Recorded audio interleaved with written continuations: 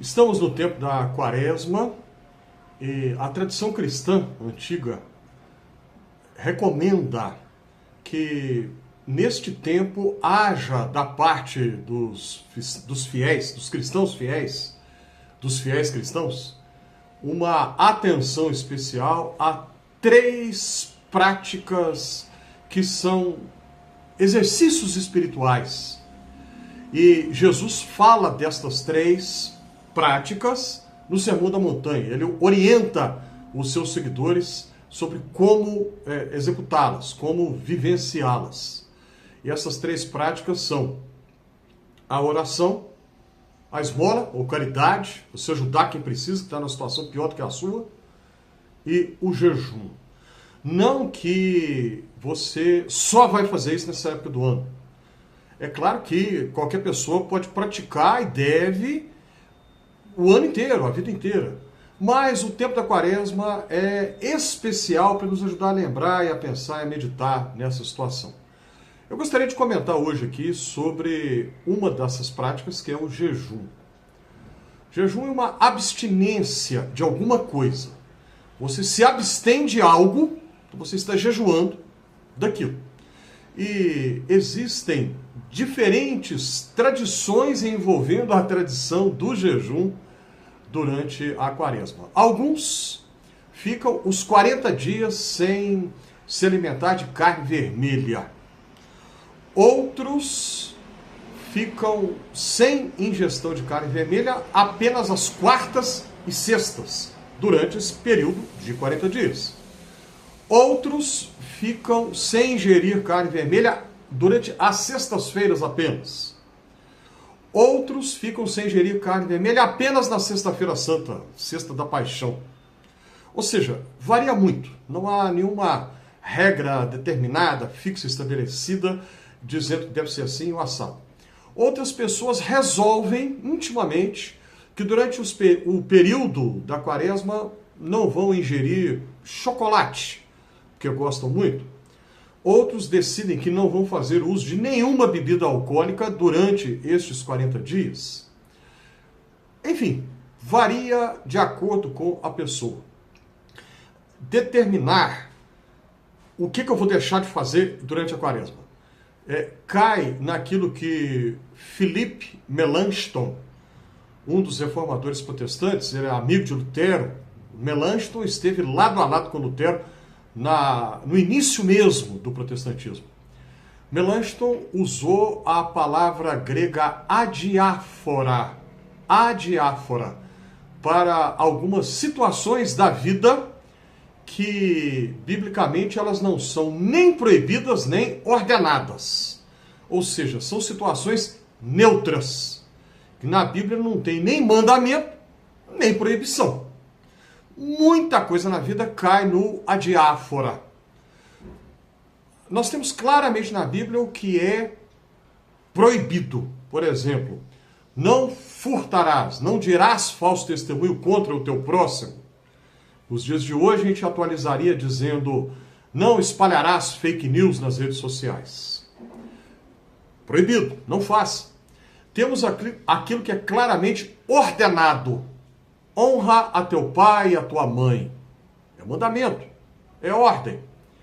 Mas tem aquelas situações que não caem nem na proibição e nem na ordem. É o adiáfora, é o neutro. Você faz ou não, se você quiser. Se fizer, tá bom. Se não fizer, não tem problema nenhum. Então, é exatamente essa situação de cômodo, do que eu vou me abster durante os dias da Quaresma. Vai ser de chocolate? Ou de laticínios? Ou de álcool? Enfim, cada um resolve. Desde que não seja algo para a pessoa fazer daquilo um espetáculo. Esta é a advertência séria que Jesus deu no Sermão da Montanha.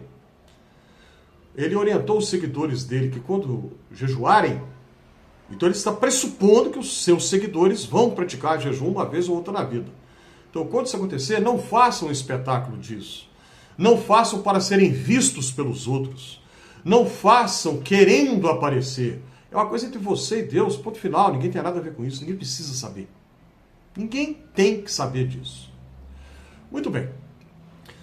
E o jejum também não deve ser entendido como algo para manipular Deus. Eu vou jejuar, aí Deus vai fazer o que eu quero.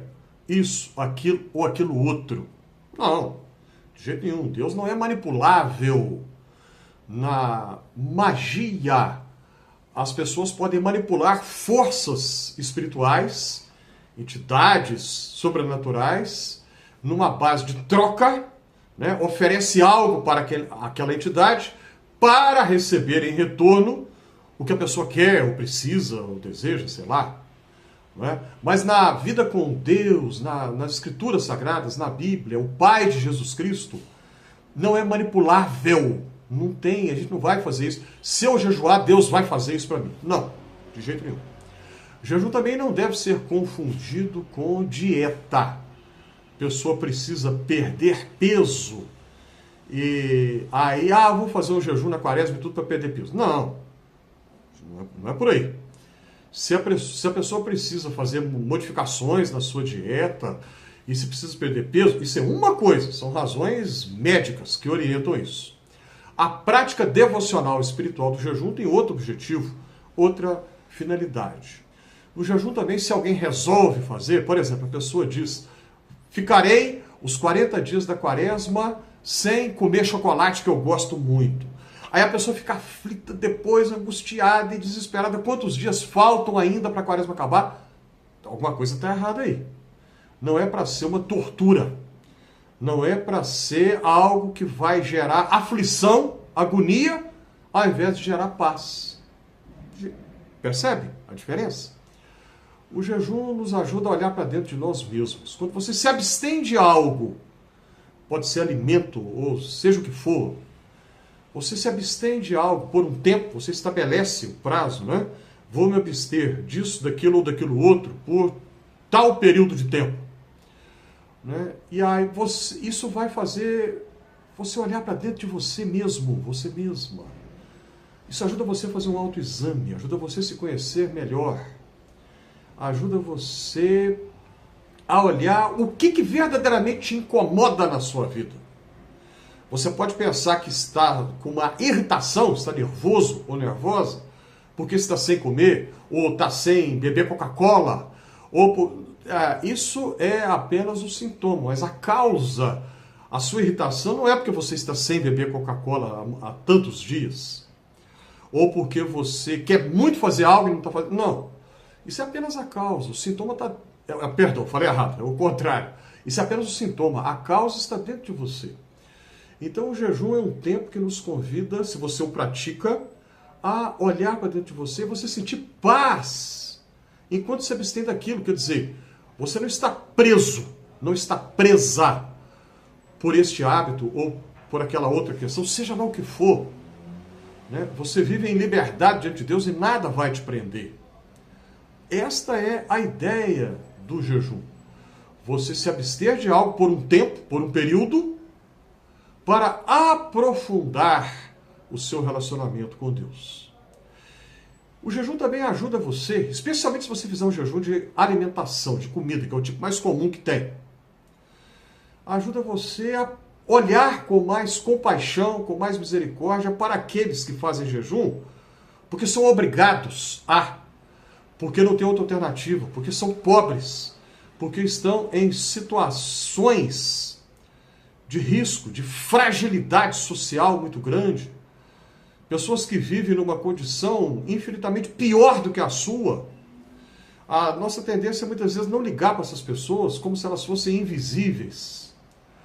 Mas aí se você pratica um jejum de alimentação por um tempo, depois você vê alguém numa situação assim, porque a pessoa não tem outra alternativa, não é porque ela quer, ou porque é vagabunda ou preguiçosa. Não, a pessoa não tem outra alternativa. Você vai sentir mais compaixão. Vai sentir misericórdia, porque você vai saber o que aquela pessoa passa. Então o jejum deve nos motivar a uma ação de caridade, de misericórdia vivida na prática, de compaixão vivenciada, não apenas um sentimento vago, mas uma ação concreta em relação a quem precisa da sua ajuda. Sobre isso eu quero falar amanhã aqui no Fé e Café. Hoje, fevereiro, dia 20, ano 2026, tempo da quaresma. Para você e para a sua família, esse tempo seja de meditação, de autoconhecimento, de aprofundamento da sua relação com Deus, com o próximo e com você mesmo, com você mesmo. Curte, se o que eu falei aqui faz algum sentido para você. Inscreva-se aqui no Fé Café. Se você já se inscreveu, muito obrigado.